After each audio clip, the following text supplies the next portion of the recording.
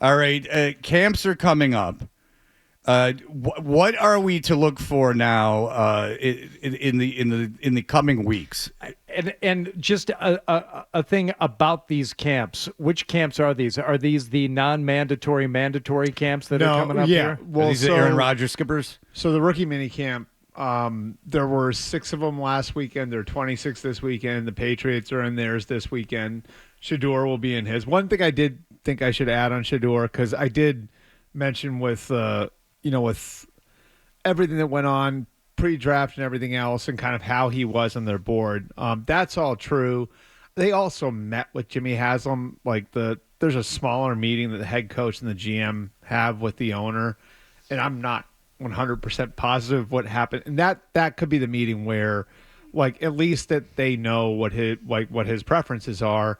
But I do know he would Shador was at a point in the board where I don't doubt that he was at a point in the board where they felt like they couldn't pass on him, right? And it was like him versus a guy who might not make the team. Okay, but that also might be a way of explaining why they took him after the fact. Yeah, right. So I don't think you take a kid in the 3rd round and then turn around the kid and take a 5th round. Now you might take a kid in the 3rd round and then take a kid in the 7th round. That's what's complicated about it, right? Exactly. Remember when Washington took that Schuler kid in the 1st round, Gus Frerotte, and then they took Gus Frerotte in the 7th round. Yeah. Well, then Washington did it again with RG3 and Kirk Cousins. Yeah. So, but those are and then the Patriots did it last year. Oh yeah, with Milton. So there is precedent for taking a guy high and taking a guy very late. Yep. Yeah, but not nearly back-to-back. But when you already have 2 veterans with starting experience in the roster. Anyway. I just can't imagine the GM was like, let's take Dylan Gabriel in the 3rd round. And then when they were like, oh, we can't pass on Shador. And Shador was their last pick also. Yeah. So that was an interesting nuance to it, too. Right. Because if I'm a GM, I don't think I'm bopping around going like, hey, these 5th-round picks aren't making the team. Right. Then I'd be like, well, then why are we... Yeah. Why aren't we trading every 5th-round pick that we have for someone who will make the team?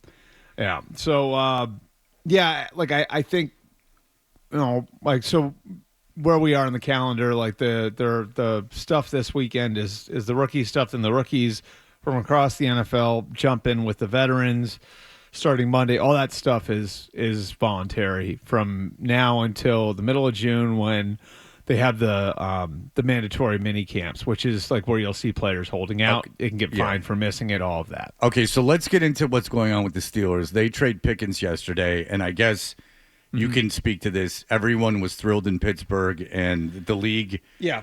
Is it true that the Steelers were trying to draft Pickens around the draft and teams were like, no?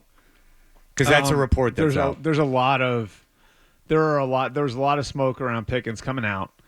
And just kind of his attitude, his football makeup. He was also hurt his last year at Georgia, which is part of the equation. I don't think this is a bad-hearted guy. I do think everything that you would worry about with a receiver comes with him. I've never seen anyone so demonstratively everything you worry about, misbehaving on the field. And so here's the thing. So he plays the same position as DK Metcalf. So for the Steelers, a huge part of this equation was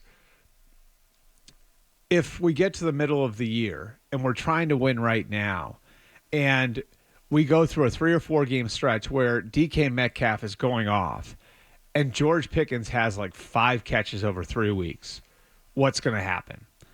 Because that wasn't good last year. It wasn't good the year before. Now you've got a guy at his position, not just another receiver, at his specific receiver position, who is making $30 million a year, and he is playing for life-changing money. Do you think that's going to be better than it was the last couple of years? Probably not, right? But now he's in Dallas in a very similar situation. CeeDee Lamb goes off and he gets 5 passes. And that's the thing is and that's putting a lot on your first-year head coach, too, in Brian Schottenheimer, where he's going to have to manage that now. And CeeDee Lamb might actually be a captain because sometimes you just make your best players captains, but he's not I don't think CeeDee Lamb's the guy who's going to put his arm around a guy. You know what I mean? And so it'll be really interesting to watch because I think a lot of people ignore these things when these sorts of trades are made. A lot of people ignore the medical, they ignore the character because they get all excited because they see the highlights and and this guy is wildly talented. You tell me how many Pittsburgh receivers have made it after Mike Tomlin was done with them. Oh, of course. I mean, you have Antonio Brown. You have Martavius Bryant, Juju Smith-Schuster. Plaxico. Did Plaxico Burress shoot himself when he was on Pittsburgh? No, all right. No, but he was pre. He was pre Mike Tomlin. And he was pretty good for the Giants. But like, even Santonio Holmes was pretty good for the Jets. But then the problems cropped up with him. Like, Mike Tomlin is the best in the league at getting the most out of guys and reaching guys who have these sorts of issues. And so I think it's a huge red flag when he's done with somebody. It's one of the reasons why the Steelers are able to cast a wide net from a talent perspective. They're able to look at more guys in the draft than other teams because they know Mike can handle lots of different types of personalities. I mean, Tomlin's so good at it, like, I think a lot of us thought Antonio Brown and Le'Veon Bell were pretty good guys before. Yeah. Was Le'Veon Bell a bad guy, or was Le'Veon Bell just kind of done? And I think that's where it is with a lot of these guys. Is like a lot of them aren't bad guys, but they're very hard to handle. Well, Le'Veon Bell carried the ball so much at Michigan State and then carried the ball so much with Pittsburgh. I was under the impression that a lot of it was. Did he cause problems with the Jets, or was he just not? Well, there was a bunch of stuff. Okay, there was. I don't remember. But I think it's. I don't remember hating Le'Veon Bell. I just remember just going like he's done. So, if the Steelers look at it and say it's too much for us, and we don't want to deal with it. Deontay Johnson, another example. Deontay Johnson's another example. I mean, there are lots of them. Yeah. So, I mean,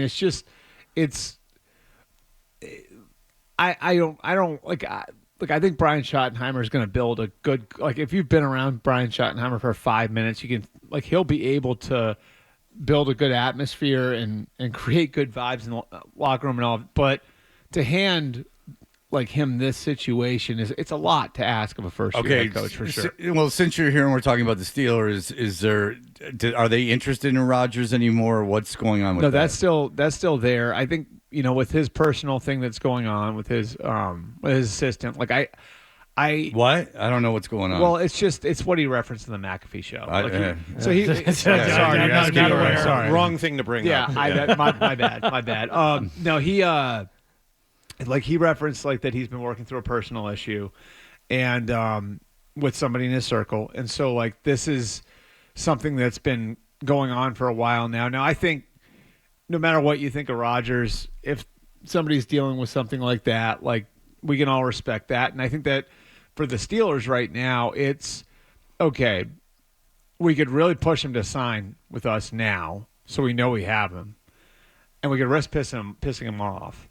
And then if we get him in, then we're going to show up for our off-season program for OTAs, and the only thing anyone's going to be talking about is why isn't Aaron here? Why isn't Aaron here? Why isn't Aaron here?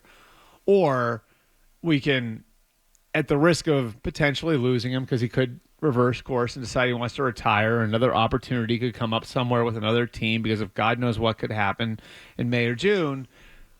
He could, that's you risk losing him that way. But if you might win him too, and just saying look, you take care of what you got to take care of, and whenever you're ready, we're here for you. And I think their fallback would be probably calling the Falcons on Kirk Cousins if for one reason or another it doesn't work. Why are the Falcons so stubborn about Kirk Cousins? Because they don't want to pay them. They don't want to pay out. If they had been willing to pay down some of that contract to buy a draft pick back from somebody, I think a trade would have happened. But they weren't willing to pay down the money because of the investment. They could have walked away. So they could have walked away before the $10 million for next year vests. Waiting past that date obviously makes it a little more complicated to trade him because now the next team is dealing with that in 2026. If you cut him, then he obviously just goes somewhere else and signs for the minimum. And then once you get past the deadline in March where the $10 million is vested, the other team's not taking on just $27.5 million. They're taking on $37.5 million, and 10 of it is next year. So, I think finding another team that's willing to take on a big chunk of that money or all of that money has been hard. And I said all along, I think the best thing for Michael Penix would be just to clear the decks and allow for him to have the, like, it's your team now. So even if you have a bad month early in the season, no one's going to be crying for your backup. Like, I think having Kirk Cousins on the roster introduces some stuff that might not be the best thing for your young quarterback. And, I mean, I advocated for the idea of, like, pick up $10 million, pick up $15 million of the money, and just, like, you're more or less buying a draft pick instead of cutting him. All right. Well, look, you're more than welcome to, since you came all the way in, to hang out. But I don't have any more NFL in me. But you're more than welcome to stick around. But I mean that's Bert didn't that's sleep as much well as I last got. night. Well, we Neither went did to I. Atlanta. We went to Atlanta, which is, I mean, maybe we've gone too far now into the NFL. Yeah, well, the Rodgers thing, and then if they would be interested in Kirk Cousins. But yeah, I got nothing left. All good. The draft is so important to me, Bert, and when that's over, there's quite a hangover. It's so important that he took the whole week off and wasn't here for it. Yeah. If you like that clip, and how could you not? Check out more videos from Toucher and Hardy here. Point slightly up and to the left. For more Patriots analysis and opinion, hit this playlist. Point slightly down and to the left. And for the latest from the Sports Hub, download at 985thesportshub.com.